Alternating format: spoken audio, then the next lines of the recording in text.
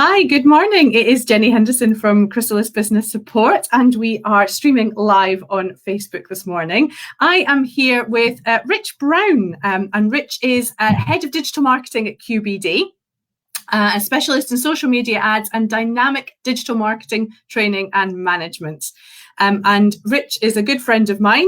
We've done a number of videos together and we do a lot of networking together. And I've asked him to join me this morning to talk about how social media has been impacted at this time and what changes we've seen over the last couple of weeks happening for businesses, and what advice he might give business owners at this time about how they should be using social media and their websites to maximize their visibility and build audiences and engagement. So, Rich, welcome this morning. Thanks for joining me.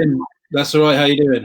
I'm doing good, thank you. What a beautiful sunny day we've got today. Just a shame that we can't be outside doing it, but never mind. I'll go for a walk later as part of my exercise. So, what's been going on with you, Rich? What changes have you seen at QBD, and how? It's a funny one, really. I'd say kind of directly, or almost personally, I work from home anyway, so this kind of self-isolation thing is not that new. And obviously, we're not doing as much networking as we were before. From a work point of view, we're still able to offer all the services really that we were before to our clients. So obviously providing websites and digital marketing support, we're still able to do all that. I did a lot of training. I would run a lot of training courses, and that was probably the part of my job I enjoy the most. So not unfortunately able to do that at the moment, but we are looking into that. I think we're going to start hosting our own kind of online training courses next week through Zoom. Brilliant. So all things around digital marketing, so I can still get my training fix, because it's I really enjoy doing kind of debunking and kind of taking the myth and the confusion out. A lot of this digital marketing stuff is what I enjoy doing, so we can hopefully help people kind of take ownership of their own social media and their own websites and really understand what they're supposed to be doing. So from that point of view, I think we're doing quite well, really. I think we all feel quite fortunate. Obviously, for some of our clients, it's a bit more difficult at the moment, but we're working with them very closely because we fully appreciate, obviously, the situations that some of them may find themselves in. Yeah. And what we do is helping them just almost like modify or refine or diversify any marketing spends that they did have. So we can advise them best on how best that. We'll probably come on to that in a bigger section, because that's one of the big things we've seen. But so yeah, it's busy, but yeah, we're kind of embracing the challenges that are coming along at the moment. Good. And I'm glad that you said you enjoyed the training, because I want to point out that not only do you enjoy the training, but you're very, very good at it. No, thank you. And I've been on a number of your courses, which have been fabulous. And I know from the other people in our network that have been on them that they speak very highly of your training and how you unravel what social media is and how you demystify it. So very good at it as well. So if you do see Rich's courses advertised, make sure that you check them out if you've not been on one before. So when he gets around to doing them, and that's a challenge for you, Rich, now you've got to start making sure that you do them. Don't worry about that. And we'll make sure that we share those as well, so that anybody can jump on them and join those courses as well. So what type of things have you been talking to business owners about? What advice would you give someone watching this video about what they should be looking at for their websites and their social media at this time to help them through the next couple of months? Yeah, there are a couple of things, really. I mean, the first one, which I suppose we would have said anyway to people, but now that we make the assumption that people have got more time to do things, is really kind of lift that load, as they're saying, and look at your insights and analytics. And you're not going to break Facebook or Google Analytics. Don't be afraid of it. You can always get in touch with us as well if you need any kind of guidance on it. But start to understand the numbers of your website and the numbers from your social media. How many people are seeing your posts? What's the engagement you're getting?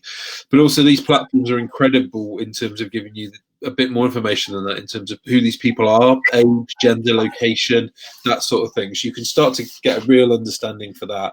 And the thing that we're helping a lot of people with at the moment is, obviously, websites have almost become and even more important part of people's businesses, they're often referred to as kind of a shop. It's a window and it's an online shop and all this sort of thing. Well, for a lot of businesses now, it's probably their only shop, because they're not able to go out and network with people. They're not able to attend events. Maybe they would book a stall at a Summer Fete that was going to come up, or a food festival, or a Three County show over at in Malvern. Those sorts of things aren't happening now. So they're losing those touch points, and they're losing that connection and opportunity to get their products out there, to get that visibility out there, and to really engage with people. So there's a lot of pressure that's coming on websites from that point of view. I think it goes without saying, everybody's spending more time online now because of everybody in lockdown. And if you think, we were probably spending a lot of time online anyway, and now we're spending a lot of time online. So that shows you kind of those sorts of things. But I would say, kind of tip one would be to really spend some time and try and understand some of the stats and figures and insights and analytics from your website and social media. It's all there. People can get in touch with me if they're not sure how to access it. We're always happy to kind of point them in that direction for free. There's no problem with that. And start to really put a plan in place. The other thing that we're doing, so we will teach people or show people how they can manage their own social media, or we can manage it for them. But on the whole, it always comes back down to the content.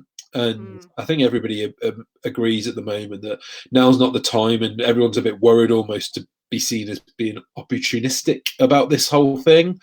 So how do you kind of promote yourself, keep your business out there and effectively market yourself, but without looking like you're capitalizing on the crisis? So we're seeing a lot of good things at the moment where people are offering good advice. They're positioning themselves as the experts in the field that they are. So be it if you're a mortgage advisor and you can start giving information, writing blogs, maybe doing videos about mortgage holidays and the good things to do about that, or if you're a financial planner and you're advising about how best people should be looking to save money at the moment, those sorts of information pieces is what we're seeing works well, because people do have the time to consume content. They probably will have the time to watch a video or read a blog. And for opportunity, it's funny, really. It's one of those things. Probably every marketer would have said you should be doing anyway. Is absolutely demonstrating you're an expert in your field, giving away this kind of information and knowledge, building on that trust, authority, and engagement, and really kind of growing on that. And I suppose now what the lockdown has been able to do is you've actually now got the time to do it, because I think a lot of people have always said, I'm going to get around to writing more blogs, or I should really be doing these things, and just made everybody reflect and spend a little bit of time. Absolutely, and they can stockpile, so they can get some great content written now, which will last them as we come out of this and moving forward and various different bits and pieces. So it's a great time to get some stuff done, where you actually then, when we're busy and people start to come out of this and they start to get busy again, they've got the marketing behind them and they've got a little stockpile of content and stuff that they can keep going with, as opposed to stopping it, which I guess is one of the big things that we don't want people to do, is stop doing what they start implementing now. Maintaining that visibility is key. And one of the things that we work on a lot, we do with people, is obviously around paid ads online and paid ads on social media.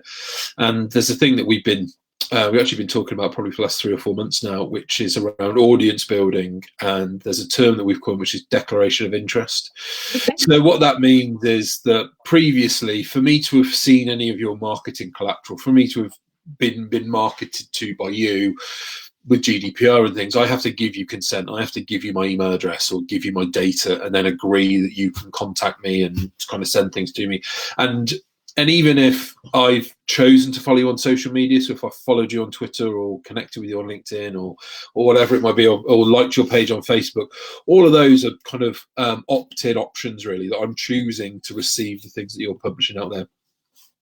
What's happened is everything's kind of moved on from that, certainly within online advertising and paid ads on social media. There's this kind of area now, as we've said, it's called declaration of interest, where due to the very kind of sophisticated tools that the paid, the online ads, Facebook ads, Google ads, LinkedIn ads, all those ones offer you, I don't need your data. I don't need you to give me your email address. I don't need you to opt in or even follow me on social media.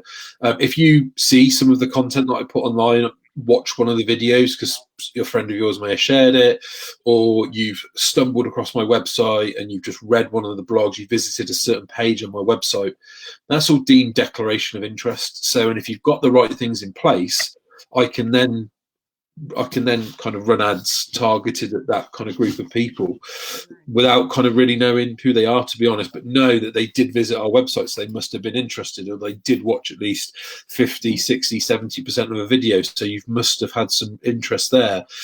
And so what we were just talking about previously, that's kind of where the two meet, really, that we're saying to people at the moment, even if you are looking to run ads, you're not necessarily going out there with a kind of buy it now, buy this, sign up, book my product thing, because people aren't in that mindset. It's difficult to kind of cut through, obviously, all the noise at the moment.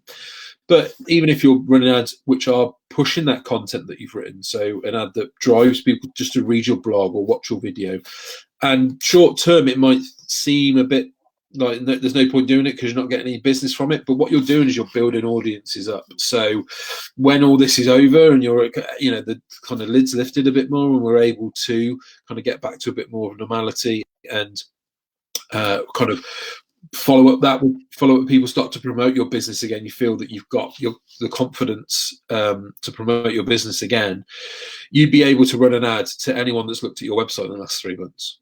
You know, so it's that sort of thing. So at the moment in this downtime, if your aim is to just to drive people to your website, not to sell to them, to share information and advice and tips and, you know, just to help people out, you can do all those things. And just the fact that they are engaging with your content on social media, like I said, watching your videos or visiting your websites, in 3, 4, 6, 12 months later, you'll be able to kind of pick these people up and use them to profile and build audiences. And this is what this is. An audience on social media is the people that you're paying them to show your ad to. Is you can build these groups, these kind of little pools of people up, and you can start to market to them. I was explaining it to somebody recently, and he said he's like, oh, I get it now. He says it's a bit like fishing, and what you're doing is you're kind of building your own little pond. Yeah. I was like, yeah, exactly. And the kind of smaller the pond you can build with the right fish in it, when you come to fish in 6 months' time, it's going to be a lot easier to catch them than if you've got to go and fish in the great big lake with everybody else. So that's kind of, I was like, oh, I'm going to use that analogy. Yeah. Thank you very much. Yeah. It's like rather than fishing in a big pond, you're shooting whales in a barrel. You've got a bigger, exactly. you know, got a smaller quantity, but with a denser, true target audience and profile target audience. So the aim at the moment is to try and to kind of build those barrels, to build those ponds up, to get those small little pockets of people that, and the way they get in there is through that declaration of interest by engaging with your content. So you're not selling, but you are starting to kind of gather people together, you know, positioning them right. So I think that's probably the biggest thing that we recommend for people to do at the moment, is really focus on that kind of quality content. You know, there's lots of great people out there. There's lots of great tools out there that can help you with that sort of thing. But also, you know, take it on yourself, do it, you know, have a go. You're not going to break these things. So yeah, I'd say that's probably one of the biggest things that we're trying to kind of get to see at the moment and embrace. Excellent. And what about people who have had to change their business? So, you know, I've been seeing lots of great examples. You know, you talked about the fact that the Three Counties Show exhibition's not going to be taking place for people to be selling their wares. You know, we've had lots of restaurants and caterers who've gone online and stuff. How quickly and easily can people get onto this type of thing, update their websites, get that change of direction? Because, you know, sometimes it's like you've got a big tanker and sometimes moving things, you know, you start to make the shift, but it's, you know, it's a good couple of months down the line before things start to move. Or what actually people are looking for is, you know, quite rapid shifts at the moment. How easy is it for people to make those rapid shifts and change and offer products in a different way than they might have been thinking about before through websites and social media? It's interesting. I'd say it's probably as easy as they kind of want it to be in a way. Obviously, it's hard to say in particular businesses and anything kind of logistical that they need to go through to enable that. But in terms of kind of turning that around online, you know, we've helped businesses do this already. We can add, you know, e-commerce solutions. You can probably even plug things like PayPal into your website. There are better and kind of more cost-effective ways of doing it, but you can add these things in, and you can certainly promote things very quickly. We've been helping a business in Birmingham recently because they've started doing kind of food takeaway kind of collection orders, and we started an ad with them last week. They spent 80 quid, and it's driven nearly 1,000 people to this new page. They put a new page on their website, which says, we're doing takeaway orders now. You still got to pay over the phone. So ring this number, order it, like pull up, and we'll put it in your car or whatever.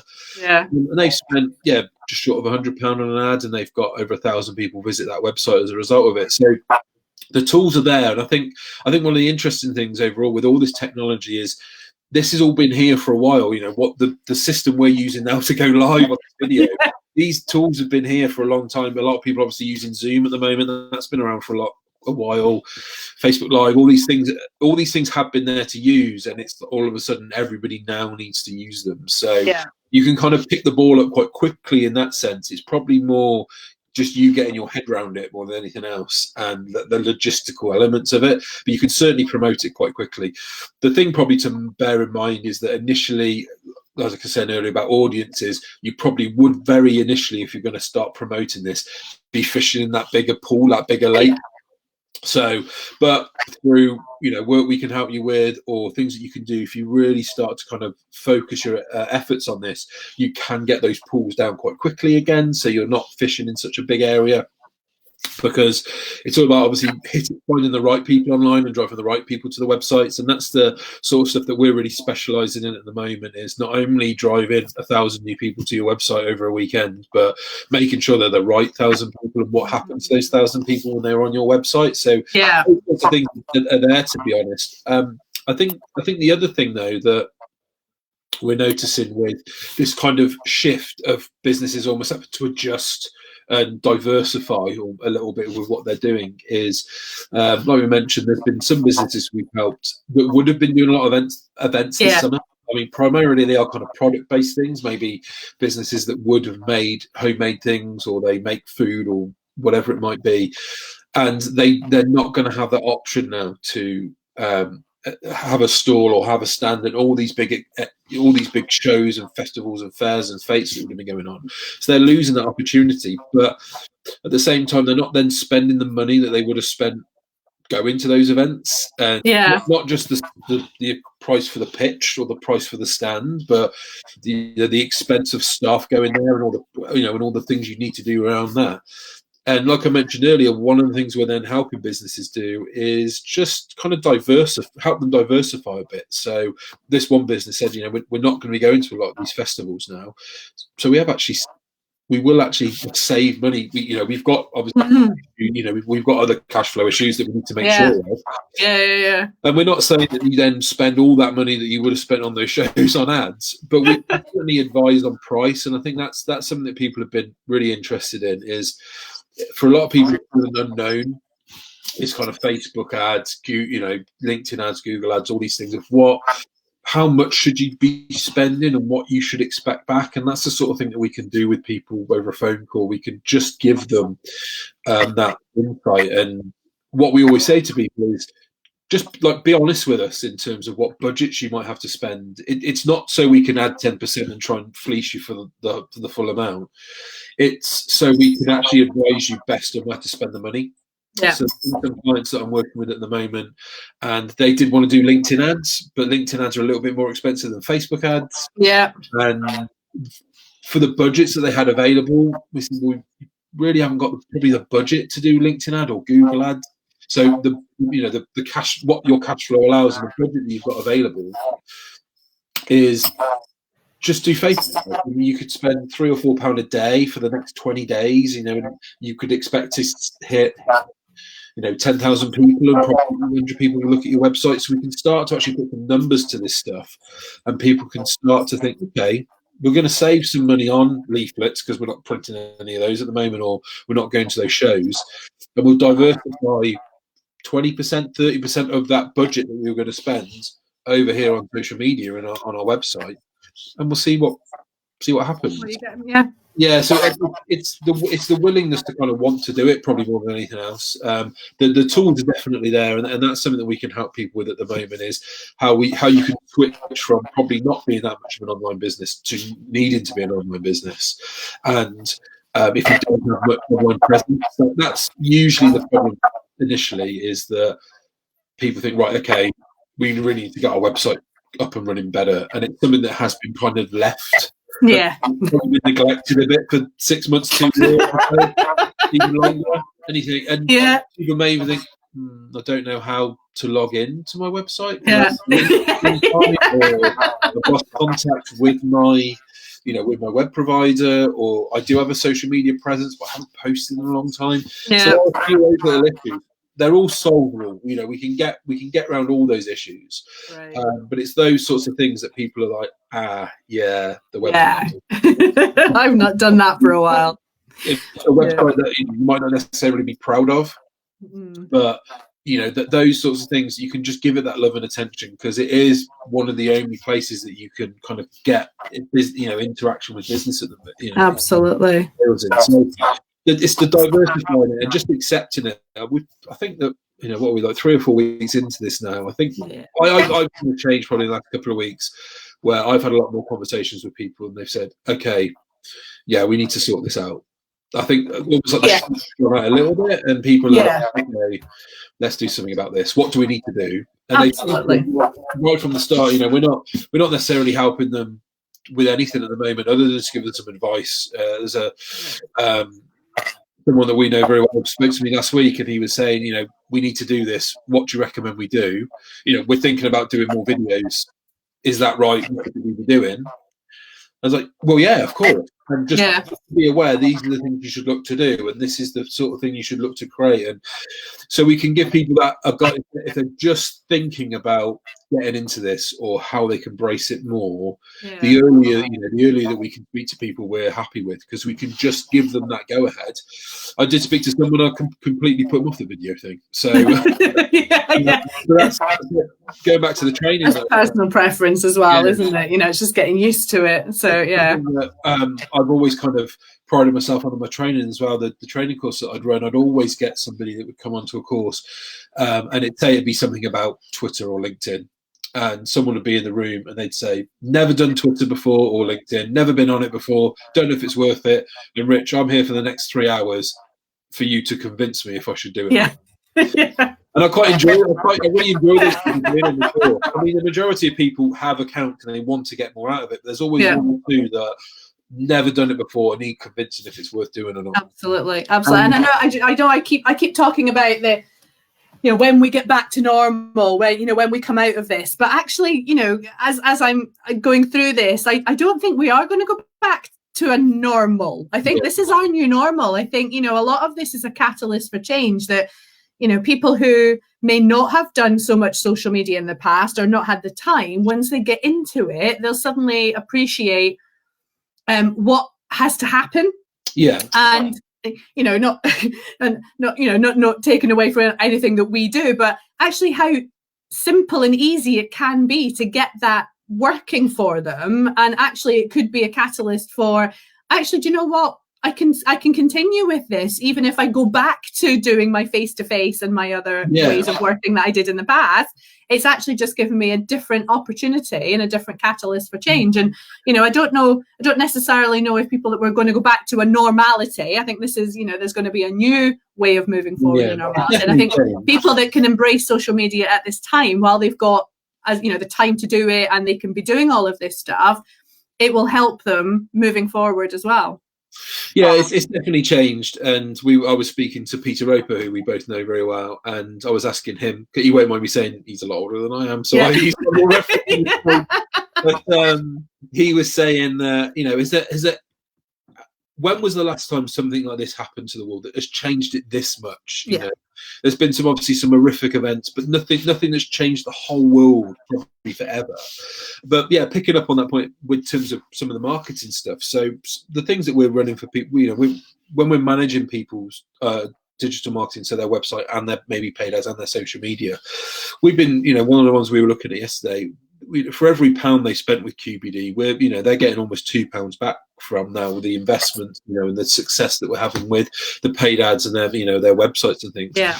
So it makes you realise it's not a cost; it's an investment. Absolutely. And you do start to run Facebook ads. So you take the example again. If you, any money that you're not going to spend because you won't be attending any events or you're not getting any kind of normal printing things done, you went and spend a percentage of that on Facebook ads for the next 2 months, and you effectively doubled your money off that. So you actually got business in off the back of it.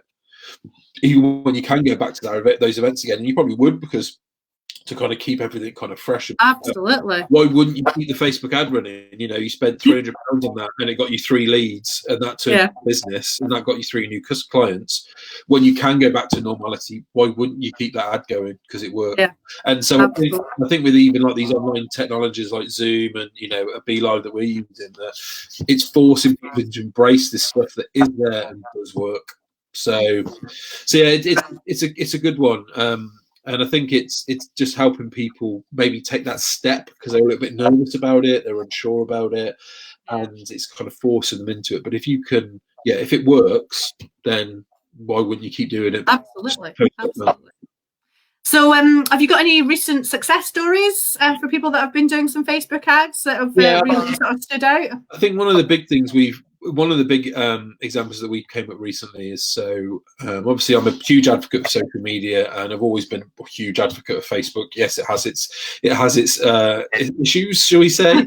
But I'm still kind of flabbergasted really about how underutilized it is as a business platform. I think a lot of people still kind of have this very quick to just make a decision on, we're B2B, therefore doesn't have anything to do with Facebook's not our thing, it's not what our target audience is. And probably 95% of the people that are on LinkedIn are on Facebook, and I think people do still underestimate, and I think it's amazing that they do, just how big Facebook is. And I've always said it, and people don't always listen to me, which is fine. But one of the things we've done recently, so we've run a Facebook ad for someone recently, and it was a short little video ad. So it was probably like a 30-second video. And again, like I was saying earlier, it wasn't a salesy thing. It was just kind of promoting them, their expertise, all those sorts of things. And they're B2B. And we did everything that we've spoken about. They realised they wanted to increase their visibility and reach more people because they're not doing that face-to-face. And we said about Facebook ads, and they thought, but we're B2B, and it's like Facebook's a bit more B2C, isn't it? So shouldn't we really do that? But they trusted us and our judgment with it, and we started doing these ads for them on Facebook. And I've got some of the stats here actually, so I'll just read a few of them out. But this little video that they had, over nearly 15,000 people saw at least 50% of that video. Wow! How long was the video? The video was 30 seconds long. Okay. So over 5,000 people saw all the video. Wow. And the ad spend on that video was about £80. So it kind of shows again, you spent 80 quid for 5,000 of, roughly speaking, your target audience to see a little video and watch all that video about, you're giving away a bit of advice from something or other to get that message out there. So, I mean, I can't think of any other marketing thing that you could spend that small amount of money on and get that level. I mean, the ad itself reached probably nearly 20,000 people, because obviously not all of them watch the video, but to spend 80 quid and to get over 5,000 people watching all of that video, so it's roughly your target audience. And that's that sort of thing that work with Facebook. But the big takeaway from it is that over 70% of the people that watched that video didn't actually watch the video on Facebook. So I'll kind of explain how that happens. But when you're running a Facebook ad, you can choose the different places it goes. It is called the placement of the ad. So it can appear in people's news feeds, as you would expect on Facebook. Yeah. Facebook own Instagram, so the video was appearing on Instagram as well. It can go in Facebook Messenger. So, and those are and that's the kind of family of Facebook businesses that it now owns. It's just launched another kind of gaming one as well yesterday. But there's another big one that people might necessarily not realize about. It's called Audience Network, and basically that means Facebook own other places on the internet. And then if you're my target audience and you happen to be on one of those places where Facebook own a little part of of the internet, you'll see my ad. This happened probably 2.5 years ago now for me. I was running an ad on Facebook when I was still working for myself. And a friend of mine sent me a picture because he'd screenshotted it. I was appearing on the Guardian website. Wow. So he messaged me and he said, "Hey, Al, Rich, you're doing well for yourself. You're advertising on the Guardian." I was like, "No, I'm not. I'm advertising 50 quid on Facebook. For some reason, you're in my target audience because you've obviously looked at my website out of just nosiness of what I'm doing. You've then gone on the Guardian website. Facebook own a square on the Guardian website, and then therefore you've seen the ad." So that's this is, Facebook is not just on Facebook. It's huge. It's huge, and I can't emphasize how much how big it is. With this video ad though, so where we know that 70% of those videos are off Facebook, the majority of people that watch those videos watch them on either Google Play or iTunes, which basically means if you've downloaded an app on any of these things, you're playing a game, you have to sit through a video to kind of watch the app, play the game, or access the app. Yeah. So this company's video was just being in those things. Wow. So if you're in their target audience, if we've built an audience around it and you're in that audience, and then you go and download any app on Google Play or iTunes, or whatever it might be, there's a chance that you may see their video when you're on that app, and you're not even on Facebook. Yeah. So I think hopefully, we're seeing more and more of this nowadays, that hopefully it can just open people's minds a little bit to this. When you think, oh, well, I'm not on Facebook, therefore, or Facebook's not for us because we're B2B. It doesn't work like that. I don't think it works like that anymore. And even the promote yourself where your target audience is thing, obviously is true, and that's one of the kind of staples of the standard marketing things. But nowadays, because we're also connected on all these digital platforms, not just social media, but across the whole range, everybody is everywhere because these things are everywhere. And so just to kind of silo it into we're B2B, so we only do LinkedIn, I think it's just a little bit short-sighted nowadays. But the great thing about all this is that the stats are there, and we work with clients and we can show them what they're doing, and we kind of pride ourselves on that they have this, they're always in a position where they know what they're getting for their money. We've seen it a lot, that people would say, "Oh, so and so does our website, or so and so does my digital marketing," or whatever it is, and they feel that I don't know what we pay them. Yeah. really convoluted, Google stat report that I don't really understand, because it's like bounce rate and all these different things. Whereas, we send people weekly kind of bite-sized updates about what they're doing and what's going on and what we're doing, and really try and simplify it for them, so they're never in a position where they don't know what they're getting for their money, and they can really see kind of the work that we're doing. We don't get it right all the time. We're not perfect, but we can. You're not fortune tellers. You can't ever tell what's going on. You got to try. You got to start from somewhere. But what we are able to do is say, look, we're trying this, and these are the results, and you can see this has happened so far. If this quite isn't what you were hoping for, okay, then let's revise it. You might spend a bit more money if that's kind of what you're hoping for, or let's look at this, or let's try this. And so they can always see that we're trying, I think. And I think that's such a key thing when money, everyone is a lot more kind of aware of the money that they spend at the moment, that we can help people. It goes back to that first point of how we're helping our clients at the moment, is to just help them understand where they can spend their money. And if they are spending money, what are they getting from it? Like, you're paying people to visit your website. Well, are they engaging with your website? Where are they coming from? Where are they going afterwards? How long they spend on your website? All these sorts of things we can take the confusion out of, and just give you the things that you need to know. So then we can help you make these decisions of, okay, should we do this or should we do that? And you're just more informed. And going back to that guy who's got the people who attend my training courses and not understand what Twitter and LinkedIn is.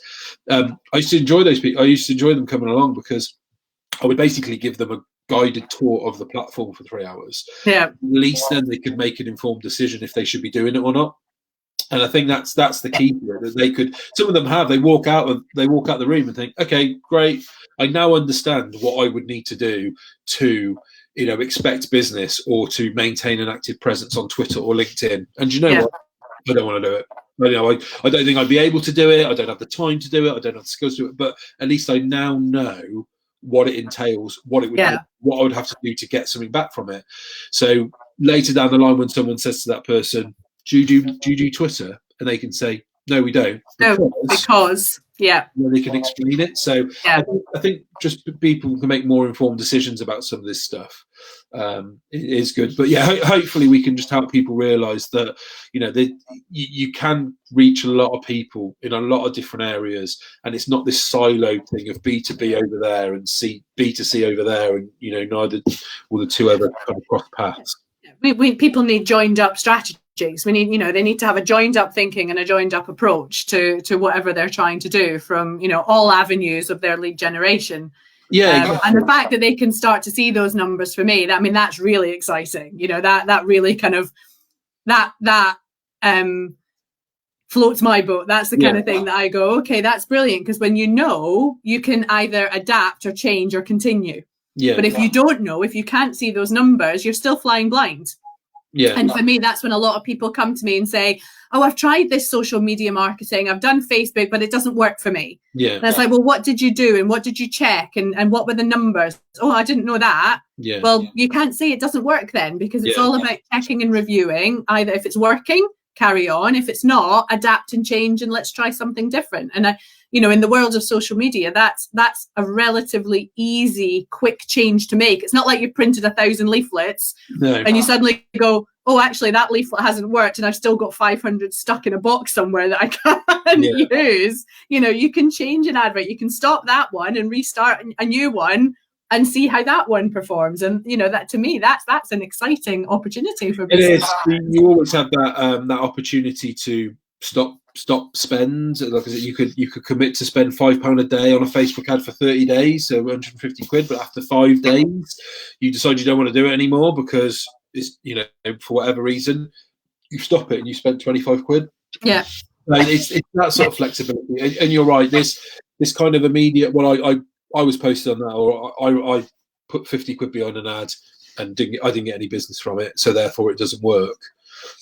It's not quite that. You can unpick it to find out why it didn't work, and you can correct it. But this kind of expectation that these social media platforms owe you leads is not there really, and you can start to like you said, realize it. And when you get to a position when you've got that kind of focus of the aim is to get people to visit our website, to engage with our blog, or to visit a certain event, it looks like some of the work that we're doing together at the moment, you can then start plugging these things in from all these different angles and track all the different angles of which is the most successful, and from there make these decisions. And then that can help you think, well, we should be doing this then, because it's going to be a better use of our money. It's going to be a better use of our time and money, because that's the way we'll probably get more results. And the stats are there. They're really there. And it's not that, like you said, it's not that difficult to do this.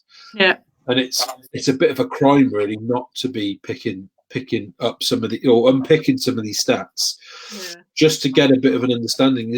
There's no reason why you should be blind in terms of not knowing how many people visit your website and where they come from. These sort of things you can do and we can help you with. So brilliant. Fabulous. Oh, that's brilliant. Thank you so much. No problem. Gosh, I can't believe we've been talking for so long. But there has been some... We just get going, you can't stop. I was about to say, when we start going, then there's just no stopping sometimes with what we can come out with. So, but that was great. There's some absolutely amazing bits of advice in there and some really great hints and tips. But in summary, I think I'm hearing you say, just do it. Just try it. You can't break it. Just either pick up the phone and have a conversation with you. And I'm sure you'd be more than happy to speak to anybody that wants to reach out. And I'll pop your contact details in the boxes below and in the chat box so that people can get hold of you. But now is the time to really embrace what you can do with the technology that's available to us. Just try it, see what happens, and check the results and make sure that you're just, have a little fun with it as well. Have a little fun with it. Don't be afraid of it. Thank you so much for joining me this morning, Rich. I really appreciate it. I so enjoy working with you. Rich and I work on a number of projects together with clients. We complement each other really well. And it is such a joy when I work with you because, whatever you do, I know I can always take things in different directions and we can come up with ideas and you can really interpret what we're trying to achieve and get results for clients. So I do appreciate it and I really enjoyed working with you. So thank you so much for joining me today. Guys, I hope you've enjoyed our live stream today. Obviously, hopefully the recording will be available So if you want to rewatch it again, please do. Look out for future people. We mentioned somebody called Peter Roper. He will be joining me on a call very, very soon, and we will be talking about all things to do with business development and family businesses. So please look out for that one, and I will hopefully see you soon. But in the meantime, Rich, thank you again so much. Thank you very much. Take care.